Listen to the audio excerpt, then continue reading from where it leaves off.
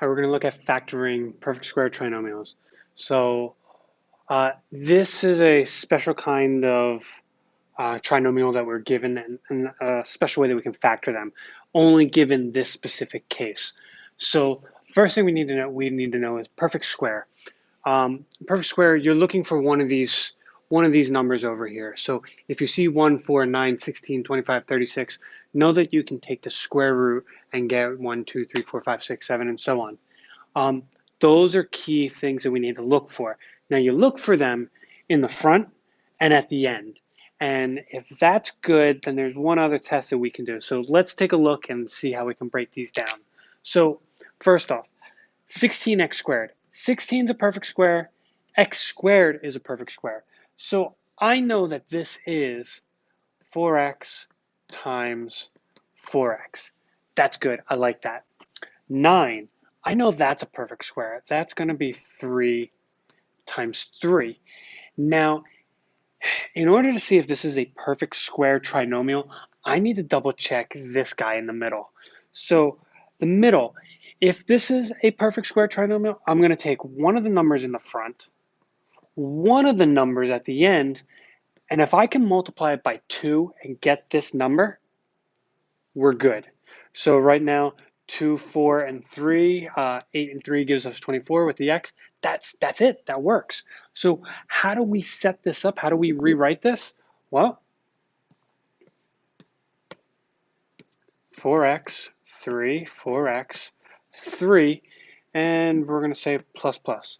Now, there's one more step I can go further than this because I always want to simplify. I always want to try and give myself at least amount of an answer as I could possibly can. I can go one more step further here. Instead of writing the same parenthesis twice, 4x plus 3, and we square it. And that's how you factor a perfect square trinomial. Let's try it again. 4 is perfect, x squared is perfect, 9 is perfect. So up front, I'm going to get 2x and 2x. At the end, I'm going to get 3 and 3 again. If this middle, if I can take 2x and 3, and what do I have to multiply it by? 2.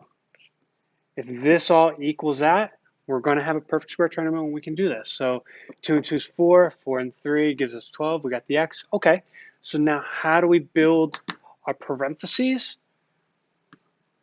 Well, we're going to get 2. We're going to take 1 from the front, put it in the front, 1 from the end, put it at the end, and throw your plus signs in there.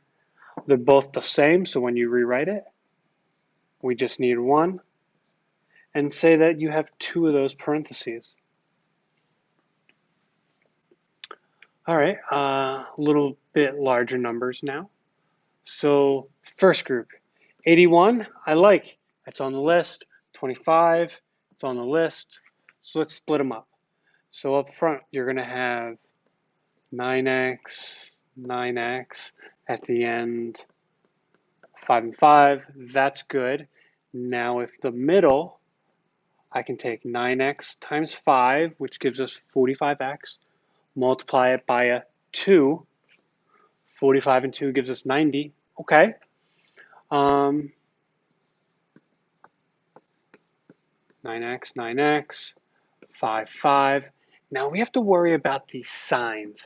Over here, we just threw plus signs in there because there's pluses all the way up top.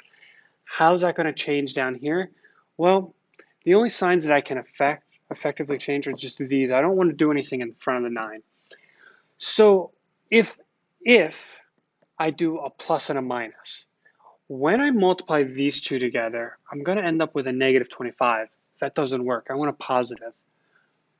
But if I do a negative and a negative 5, that should give me a 25. Okay, that worked. But I still don't trust myself.